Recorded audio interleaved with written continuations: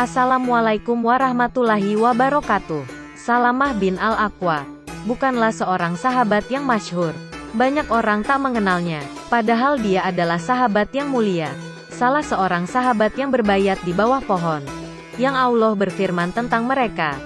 Sesungguhnya Allah telah ridha terhadap orang-orang mukmin ketika mereka berjanji setia kepadamu di bawah pohon. Quran Surah Fat 18. Dia juga seorang pahlawan pemberani yang memiliki lari yang sangat cepat. Dan sebab masuk Islamnya terbilang unik, karena seekor hewan buas berbicara dengannya dan mengenalkannya dengan Nabi Muhammad Shallallahu Alaihi Wasallam. Bagaimana kisah tentang Salamah bin Al-Aqwa? Mari kita nonton video berikut ini. Ulama ahli hadits menyebutnya dengan nama Salamah bin Al-Aqwa. Walaupun Al-Aqwa bukanlah nama ayahnya, tapi nama kakeknya. Namanya adalah Salamah bin Amr bin Al-Aqwa. Aqwa sendiri bernama Sinan bin Abdullah bin Kusyair bin Huzaimah. Salamah tinggal di Rabzah. Masuk Islamnya Salamah bin Al-Aqwa dari Abu Said Al-Khudri radhiyallahu anhu. Ia berkata, ada seekor serigala menyerang kambing. Kemudian ia seret buruannya itu. Si pengembala kambing mengejar serigala itu dan berhasil merampas kambing dari cengkramannya. Serigala duduk dengan sisi perutnya. Ia berkata, tidakkah engkau bertakwa kepada Allah? Engkau rampas itu dariku, sebuah rezeki yang telah Allah berikan padaku. Pengembala itu kaget, luar biasa. Seekor serigala yang duduk dengan sisi perutnya berbicara denganku dengan ucapan manusia. Serigala menimpali, maukah kau kuberitahu tentang sesuatu yang lebih luar biasa dari ini? Muhammad di Yasrib, nama kota Madinah dahulu. Dia mengabarkan pada manusia tentang umat terdahulu. Pengembala itu membawa kambingnya dan bergegas menuju Madinah. Ia sisir kota Madinah dari pojok satu ke pojok lainnya, sampai akhirnya ia berjumpa dengan Rasulullah Shallallahu Alaihi Wasallam. Ia kabarkan apa yang terjadi padanya. Rasulullah belum menanggapi memerintahkan salat untuk ditegakkan. Seusai salat, beliau temui seorang Arab desa ini dan membenarkan kabar yang ia sampaikan. Beliau Shallallahu Alaihi Wasallam bersabda, benar apa yang dikatakan oleh si Yahudi ini. Demi Allah, zat yang jiwaku ada di tangannya, kiamat tidak akan terjadi sampai binatang buas bisa berbicara dengan manusia dan ujung cambuk seseorang bisa bercerita kepada pemiliknya. Demikian pula tali sandal seseorang, juga pahanya, bisa menceritakan apa yang dilakukan istrinya setelah kepergiannya. Hadits di atas juga diriwayatkan oleh Imam Ahmad dalam Musnad. Syekh Al-Albani rahimahullah berkata, sanad hadits ini sahih. Para perawinya adalah perawi sikah, yaitu para perawi muslim kecuali Al-Qasim. Dia ini sikah dengan sepakat ulama, dan dipakai riwayatnya oleh Muslim dalam Muqaddimah Sahih Muslim, Silsilah Al-Ahadits As-Sahihah. Ibnu Sa'ad menyebutkan bahwa kisah ini adalah kisahnya Salamah bin Al-Aqwa radhiyallahu anhu. Walaupun pernyataan Ibnu Sa'ad ini disanggah oleh Ibnu Abdil Bar dalam Al-Istiab, ia menyebutkan bahwa Ibnu Sa'ad tidak menyebutkan rawi dari kisah ini, sehingga kisah ini tidak bisa disandarkan pada Salamah bin Al-Aqwa. Terkenal dengan keberaniannya. Di antara karakter Salamah bin Al-Aqwa, yang paling menonjol adalah pemberani. Keberaniannya begitu kentara di perang Zikor. Suatu hari Salamah berhasil mengagalkan perampokan onta-onta Rasulullah yang dilakukan oleh orang-orang Fazarah. Abdurrahman bin Uyainah al-Fazari dan gerombolannya merampas onta Rasulullah. Ia mencuri onta Nabi dan membunuh penggembalanya.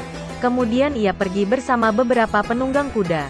Saat kejadian itu, qadarullah ada Salamah sedang berjalan sendirian sambil membawa anak panahnya. Ia melihat kejadian itu. Ia menghadap ke arah Madinah dan berteriak, "Ya Sabahah! Ya Sabahah! Ya Sabahah!" Maksudnya memberitahu tentang perampokan itu. Kemudian ia kejar sekelompok orang tersebut seorang diri. Ia hujani mereka dengan anak panah sehingga mereka menyangka sedang menghadapi sejumlah pasukan. Saat mereka menoleh, ia bersembunyi di balik pohon, sambil terus menyerang mereka hingga kuda-kuda mereka terluka. Ibnu Sa'ad At-Tabakat Al-Kubra. Cintanya pada Nabi Shallallahu Alaihi Wasallam. Suatu hari Salamah menunaikan salat sunnah duha. Ia bersandar di salah satu tiang Masjid Nabawi. Kemudian salat di dekatnya. Kemudian aku, periwayat, berkata, Mengapa kau tak salat di sini saja?" Sambil menunjuk salah satu sudut masjid. Salamah menjawab, "Sesungguhnya aku melihat Rasulullah Shallallahu Alaihi Wasallam salat di tempat ini." Hadis riwayat Ibnu Majah. Al-Albani mengomentari bahwa hadits ini sahih.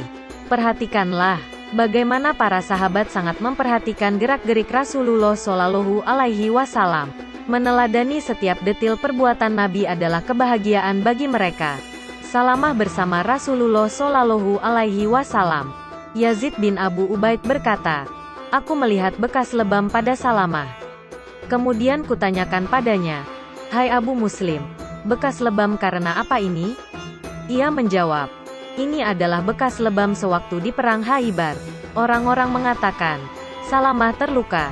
Kemudian ia dihadapkan pada Nabi. Beliau meludah tipis sebanyak 3 kali pada lukanya. Sejak itu aku tak lagi merasa sakit hingga sekarang ini." Hadis riwayat Abu Dawud. Salamah bin Al-Aqwa mengatakan, "Aku berbayat di bawah pohon kepada Rasulullah di hari perjanjian Hudaibiyah. Saat orang-orang telah selesai, beliau bersabda, 'Hai Ibnu Al-Aqwa, tidakkah engkau mau berbayat?' Ku jawab, 'Aku sudah melakukannya, Rasulullah bersabda, 'Lakukan lagi.' Aku pun membayat beliau untuk kedua kalinya." Periwayat bertanya kepada Salamah, "Hai Abu Muslim, untuk tujuan apa kalian berbayat saat itu?" Ia menjawab, "Untuk rela mati." Hadis riwayat Al-Bukhari. Bayat ini dinamakan bayat Ridwan, karena Allah meridai orang-orang yang turut berbayat saat itu. Allah Subhanahu wa Ta'ala berfirman, "Sesungguhnya Allah telah ridha terhadap orang-orang mukmin ketika mereka berjanji setia kepadamu di bawah pohon. Maka Allah mengetahui apa yang ada dalam hati mereka lalu menurunkan ketenangan atas mereka dan memberi balasan kepada mereka dengan kemenangan yang dekat waktunya." Quran Surah Al-Fat 18. Di bayat yang pesertanya Allah ridai ini, Salamah bin Al-Aqwa berbayat 2 kali kepada Rasulullah Shallallahu Alaihi Wasallam. Hadits yang diriwayatkan Salamah bin Al-Aqwa. Di antara hadis-hadis Rasulullah yang diriwayatkan oleh Salamah bin Al-Aqwa adalah: pertama, hadits tentang pengangkatan Ali sebagai pemegang bendera saat hendak menyerbu Khaibar. Kedua, hadits tentang makan dengan tangan kanan. Dari Salamah bin Al-Aqwa, ada seseorang yang makan bersama Rasulullah. Orang itu makan dengan tangan kiri.